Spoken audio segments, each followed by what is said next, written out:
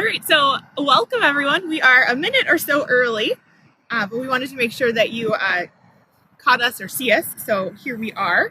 I'm just pulling it up on my phone so that as any of you that may be watching, we'd love for you to comment below and let us know that you're watching so that we can say hello. So as you're joining us, put it in the comments, your class name, where you're from, what grade. That way we have an idea. So we're really looking forward today to sharing with you about agriculture on the sports field. We are here at the Twin Cities Orthopedic Performance Center, home of the Minnesota Vikings, to talk to their turf assistant. So we'll give it another minute or two and let folks join us before we bring in our expert for the day, our turf assistant. So again, if you are joining us, if you'll let us know in the comments below that you have joined us, and so we can say hello. It is 10 a.m. now, so just another minute or so. We expect this time that we aren't going to lose signal. We are close to the metro, but of course, if you've joined us before, it's a cloudy day, which can impede our signal. So if we happen to lose signal, watch the feed for a moment or so and see if we come back. If we don't, we'll just pop right back up on the Minnesota Ag in the Classroom page so you can find us there. All right, I see a couple comments. Let me see if I can pull those up so we can say hello. Looks like Miss O'Connor's class and Albert Lee, the fifth graders, are watching. Hello. We've got some second graders from Savica. I think that's how you say that town. Yep, did I say it right? Yep. Yes, up in northern Minnesota. Welcome. Oh, okay. We'll talk a little bit louder, Chelsea, and see if that is any better. Let us know if you still can't hear us or if you're hearing a lot of the wind. This is going to be our first time outside, not in a enclosed area. So we'll do our best to talk really loud so you can hear us. We've got a seventh grade class in Boston. Is that a town in Minnesota? Yes. Boston. Hello, welcome. Oh, Dr. Smith's Ag Ed class is watching us. Hello. All right, so we've got a few folks watching. If you are just joining us, let us know in the comments so we can say hi. We'll go ahead and bring in our turf assistant. This is Dan Seidel, and I forgot to introduce myself. I'm Carrie Seidel. So yes, he is my husband. And we're really excited to have you today to get to talk about agriculture on the sports field. For those of you watching in your classrooms, raise your hand if you have ever played a sport on some kind of playing field. If you have, maybe you've had an experience where the playing field impacted your performance or the way that your game went. So we're going to talk to Dan about what goes into creating that perfect playing surface and the agriculture pieces that are behind that. So let's start with Dan and tell us how we ended up here in Minnesota and how you got started in turf. Right. So I went to Penn State University. I have a bachelor's degree in turfgrass science. I started working on minor league baseball fields in eastern Pennsylvania and New Jersey. And from there, I went to the New York Jets, where I got my first job working in the NFL. From there, I went down to Jacksonville, Florida, and worked for the Jaguars for 3 years. And I've been with Minnesota for it's my fifth season with the Vikings here.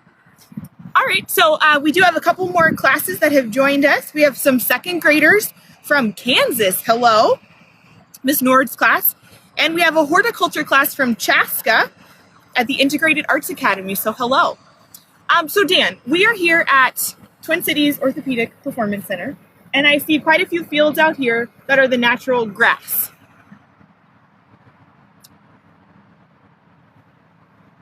But most of us, if we've watched a Vikings game or not, know that U.S. Bank is artificial. So tell us why there's artificial and why there's natural. Right. So here we have 4 natural grass fields outdoors. We also have 2 artificial turf fields. One is located indoors and one is outside. The players prefer to play on the grass fields, so that's where we practice most of the time, anytime it's not raining or snowing typically. The stadium artificial turf is mainly because we're playing indoors. That does not allow us to grow the grass indoors. Obviously, with our weather that we have here, we know we have some crazy temperatures, and it can provide quite a challenge for growing grass as late into the winter as the NFL season can go. Okay. So, Dan, would you say then that your crop, since we are ag in the classroom, your crop is a safe natural grass playing field? Yes, that's correct. That's what we shoot for. Our number one priority here is player safety. So anything that we can do to make our surface safer, that's what we do, and that's our main goal for our team here. Awesome. Well, I have one more classroom to say hello before we bring Sue in to talk more about the grass we have here.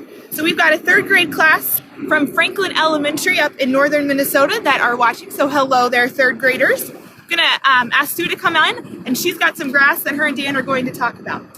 So Dan, this is a piece of the fields here at Land O'Lakes Fields at the Twin Cities Orthopedic Performance Center, and it looks and feels a little bit different than the grass I have in my home. So why don't you tell us about this? Right. So what we have here, this is just a little sample that's cut out here, a little triangle.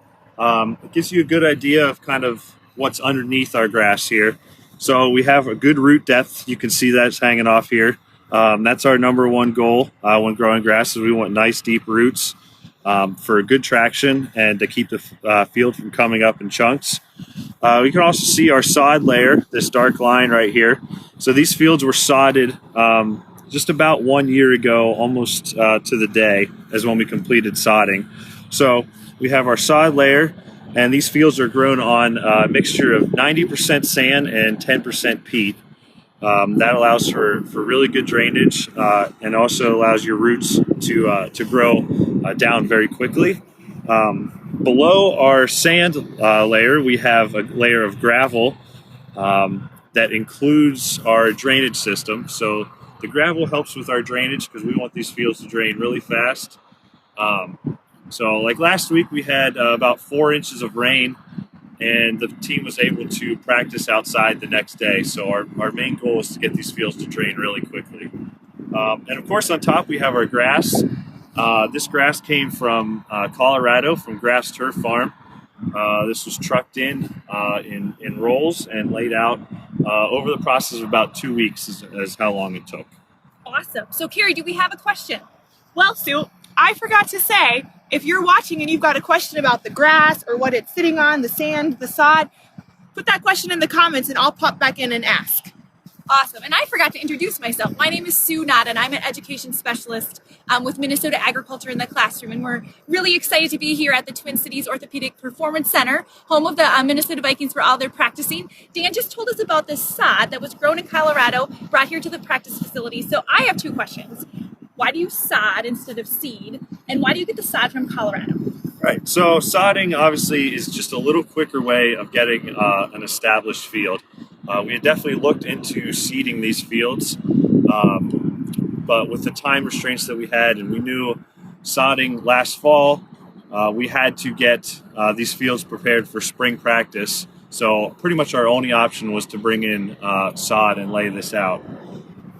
Colorado is a very popular sod farm that we use. They service most of the Midwest sports fields, and they also do all the Home Depots in the Midwest and West Coast. So if you get your sod from Home Depot, it most likely came from this farm. So I think we have a question here. We do. Matt is asking, how often do you have to resod these fields, or how often will you plan to resod? Right. So our goal is to not resod as much as possible. It's quite an expensive cost that we do. So to kind of prevent that, typically what we do is we'll throw seed on these fields about once a week, mainly down the center of the fields where most of the practice is happening. And that allows us to, while we're wearing down some grass, we also have some grass coming up from seed. So I guess typically we're looking to get about 6 to 7 years out of these fields before we have to resod them. And they've been here 1 year, correct? Correct. Last we sodded, the block that we're standing on actually was sodded at the beginning of August. And then our other 2 fields to the north of us here were sodded in the middle of September. Okay, awesome. More questions. Keep them coming. Please ask questions. We're excited to share with you. This one might be a stumper. I don't know if you're going to know the answer. Mr. Zander's class from Farmington Extended Campus, they would like to know how many square feet of grass is used here at the Performance Center. Okay. So, Oh, not a stumper. He knows. He knows. well, someone's going to have to do the math for me. We have 2 blocks of fields. Each block is 410 feet by 410 feet, so it's a perfect square. So if someone would like to do that math, it should be about 380 to 400,000 square feet. That's not exact, but you can do the math. If anybody wants to calculate that, put it in the comments and we'll give you a special prize if you get it exactly correct. Okay, and we've got 2 more questions. All right, awesome. Chelsea's class is asking, when will the grass go dormant in the winter? And then we have another question follow-up to that is how do you keep the grass so green? Right. So first of all, the dormancy in the winter, that is all based on Mother Nature. So when our soil temperature in our soil start to drop down into the 40s, into the 30s, and then we try not to get, hopefully we don't get any lower than that. That is when our field will start to go dormant. So that is all based on Mother Nature. It's not really anything we can control, except we try to do that. So on our north block of fields that we have over here, we actually have an underground heating system in the fields. And the goal of that is to keep the field from freezing and going dormant at our control. And that allows the team to practice on a field in the winter months that's not frozen, which would be very unsafe. So that's why we have that heating system. We do not want to prevent the fields from going into dormancy. So after the football season, we will shut down our heating system to allow our fields to go naturally through dormancy, as to not kind of trick them into a new growing season. And the greenness, is that just a variety of grass? So part of it is the variety of grass. So we have actually within this little chunk here, we have 5 different varieties of Kentucky bluegrass. They all serve a different purpose. One of the biggest things that we look for is an early spring green up, so something that's going to turn green really quick in the spring, and something that will stay green well into the fall. So that's part of it. We also have a very aggressive fertilization plan that we do here, and that helps us keep our fields looking this green this late in the season. So let's talk some more about that fertilization and maintenance, and then I think we have a couple more questions, but we're going to transition to the shop where some of your equipment is stored. So follow along with us. We'll walk slowly, hopefully, so you don't get dizzy, but Carrie will ask a question as we go, and then we'll talk about maintenance. All right, so Tommy is asking what type of grass is used, and is that specific to athletic use? And then your second question will be from Matt about how do you keep geese from eating your grass?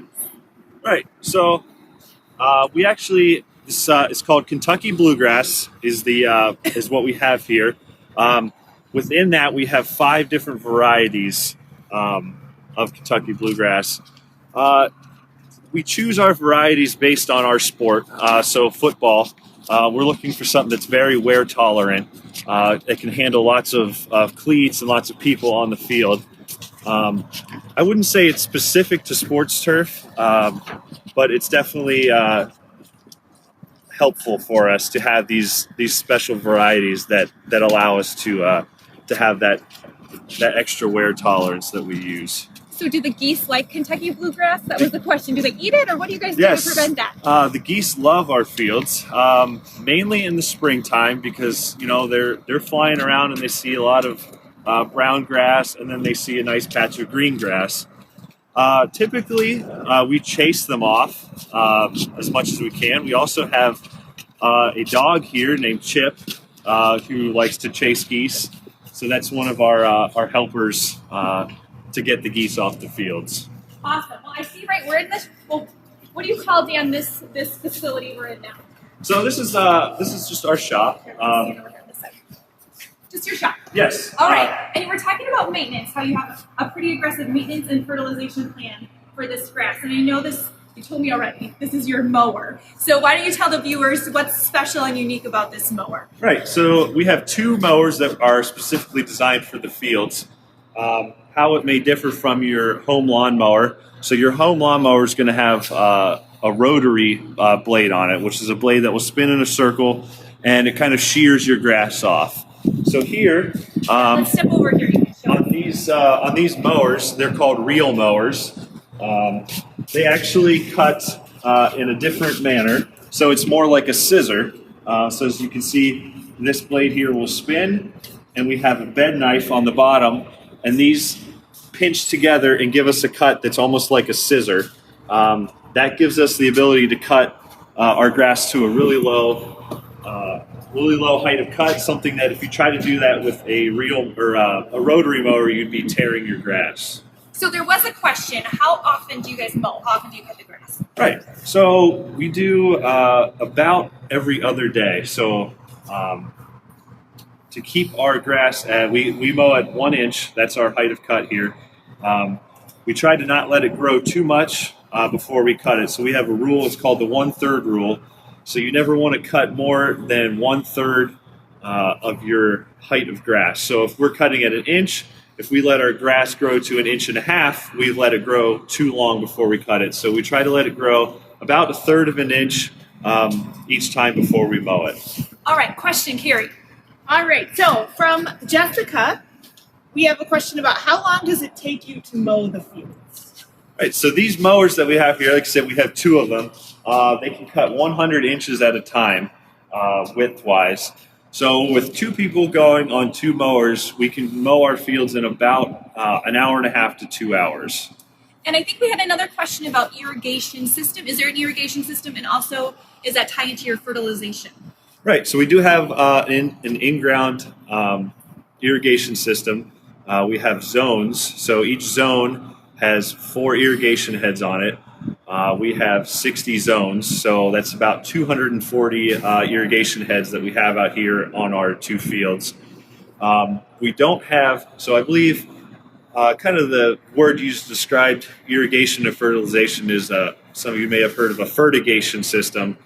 We do not use that, and that is basically applying your fertilizers through your irrigation system. We do all of our fertilizers separately, but many of them require to be watered into the grass, and that's where we use our irrigation system in that manner. Awesome. So I know with a lot of the players and a lot of traffic on the field, sometimes compaction or soil compaction can be a problem. How do you guys deal with that? Correct. So compaction is a big issue that we have. Basically, to describe compaction is the hardness of your field. So you might see a local youth field that gets a lot of use. It might feel really hard as opposed to maybe your home lawn, which you don't do a lot of events on.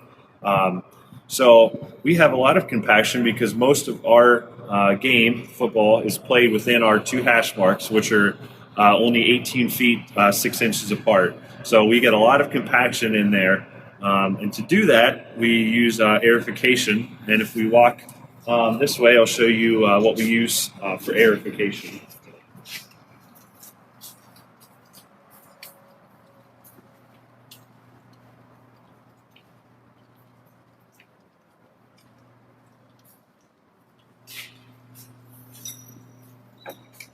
So here we have our aerifier. This is a tractor mount, so it mounts on the back of a tractor, made by Toro. And what I'm holding in my hand are 2 different tines that we use to help prevent and alleviate compaction. This one here in my hand, we call this a hollow tine or a side eject. So what this one will do is it will actually go into the ground and it will pull a core, a little chunk of grass and soil out of the ground and drop it on top. From there, we will collect that and we would fill that hole with sand. So on this one here is just a solid tine or a needle tine. This punches a hole directly into the ground without pulling anything up. Both these tines serve the same purpose. Typically this hollow tine, one that leaves the cores on the ground, we'll do this one only when we have a lot of time because this is it's very aggressive on the fields and you don't want teams coming out to practice while you've got cores laying on the ground or where you've got holes in the ground. We use these needle tines or solid tines when we have during season basically, so we can aerify our fields on a Thursday or a Friday and they can come back out and practice on a Monday. So soil compaction, you use aerifier to prevent that. I know there's also diseases and insects and pests that can sometimes affect grass. What do you do to prevent those from destroying the fields? Right. So disease is one of our top things that we look out for. We use a lot of fungicides. I guess not a lot. We use them as needed. So we know the conditions for certain diseases. So some of them may be hot, humid, wet weather is prime time for certain disease. And then also in the fall, this weather we're having right now where it's cool and wet is also another time that we can get disease. So we do apply fungicides on our fields.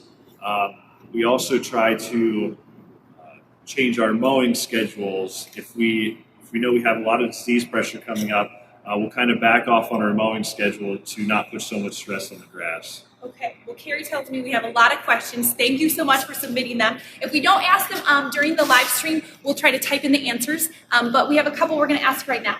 Yep. So here's a great question. How many employees are needed for you to be able to take care of all of those fields? Right, so we have 5 full-time employees with us right now. Like I said, I'm the assistant, my boss, and then we have 3 other guys that are here on a full-time basis. We typically take 1 to 2 interns per year. So anyone that is in college, enrolled in a program. This year, we actually in the summer we had a high school kid that was interested in possibly pursuing this field, and we had him come work with us for about a month and try to learn a few things. So it's a big staff. It's definitely not a one-man job, and we're always looking to grow our staff. But right now we're at 5 people. Here's a question about your lawn mowers from Ann. Do you know the horsepower of your fancy mowers there? I probably should, but I do not off the top of my head. No worries. I will say it's not a lot. So these are not Tier 4 engines. I guess if you're asking about horsepower, you probably know a little bit about diesel engines. These are not Tier 4 engines, so they're not within those horsepower limits, but somewhere around 50 horsepower is what will run this machine. And it's also hydraulically driven, so all the reels are driven by hydraulics, which runs off that horsepower. Okay. All right, we're going to go with 2 more questions right now. This is a quick one from Jessica. How do you fix the divots in the turf? So tell us what a divot is and then how you fix that. Right, so a divot, sports turf, golf turf, kind of the same thing. When you have a chunk of grass come out of the ground, if you try to put that back where it was, it's probably not going to take right away like you would want it. So what we do, we have a mixture that we make up. We have sand, seed, and a little bit of fertilizer. So after a practice, we'll go out and we'll fill divots on the field with this sand, seed, and fertilizer mixture. And that gives them a safe surface to play on. And then it also has some seed in it, which will eventually grow and replace that chunk that came out. All right, so this will be our last question for right now. If you have any more burning questions, go ahead and put them in there, and we'll try to get to them in our broadcast. So Wanda asks, what is your biggest challenge in maintaining the safe playing surface? I'd say your biggest challenge, I'd say 2 maybe. Number 1 would obviously be the weather. So the weather determines when we do things, how often we can do them, if we can even be outside for a day. So that would be number 1. And number 2 would just be the challenge of working with a football team. So these guys want to be, they need to practice, so they want to be outside as much as possible. But we don't want them outside too much to where they're making the fields unsafe, which is part of the reason why we have 4 fields out here as opposed to our old facility where we only had 2. So we have a lot more room to move teams around and practice in different locations so they're not wearing down one spot all the time. I would say that weather challenge, any farmer in Minnesota, whether they're growing grass or corn or wheat, they would say that's probably one of their challenges. So there's some similarities. Dan, you mentioned that a high school student was an intern here. What advice would you offer to that high school, college students, or even younger, if they are interested in the turf industry as a job? Right. Like I said, we had a high school kid, and we tried to get our college students in that have some experience as much as possible. My biggest advice would just be to just get out and get some experience. Doesn't have to be with a professional football team or anything like that. A lot of the people that I talk to that have gotten into this industry, they start mowing lawns in their neighborhood. That's how they got started in the business. It's something that they enjoy, something that they liked, and they looked into it further and decided to study that in college. And there's a lot more turf grass science. Anytime I tell someone that was my major, they kind of look at me with a strange look as not knowing that existed. But it's in a lot of schools, a lot more than you might think. So a lot of schools, if you have a Department of Ag, they most likely have a turf grass program or a horticulture program, something that will get you the experience that you need and education that you need to get into the field. Excellent. One final question I think Carrie has. All right, one final question, and Dan's supervisor is in fact watching right now, so make sure you have the right answer here. One of our classes is asking, has anything gone wrong or broken with your mowers or equipment this year that was a big headache? We're actually really lucky in that sense, in that we have a great partner with Toro. As you can see, most of our equipment here is all red, so all Toro. Toro is located about 7 miles to the west of us, so really close. And with that deal that we have, we are able to have new equipment very frequently. So these mowers that you see behind us here only will have about 50 or 60 hours on them during the season, which is basically a brand new piece of equipment. This aerifier that I showed you earlier is brand new to us this year, and it's been used twice so far, and we're looking to get out probably within the next few weeks to do another aerification. So with that, we do have a great relationship with Toro, and it allows us to have new equipment that will keep us from losing days to broken down equipment. Well, that sounds a great partnership. And we're lucky to have this partnership with you, that you are Carrie's husband, and willing to tell us all of your information about Twin Cities Orthopedic Performance Center here. We thank all of you guys for watching. We know we didn't get to answer all your questions, but like I said, we'll try to type some in those comments, so check back later. And we will get this video on our Facebook page and potentially our YouTube channel, so you can watch that at a later date. But thanks again, Dan, for hosting us, for sharing all of your knowledge. Thank you, viewers, for watching. Mark your calendars. Our next virtual field trip is going to be to a Minnesota turkey farm the Tuesday before Thanksgiving, which is November 20th. So we'll give you more details in the future. But thanks again, and have a great Tuesday.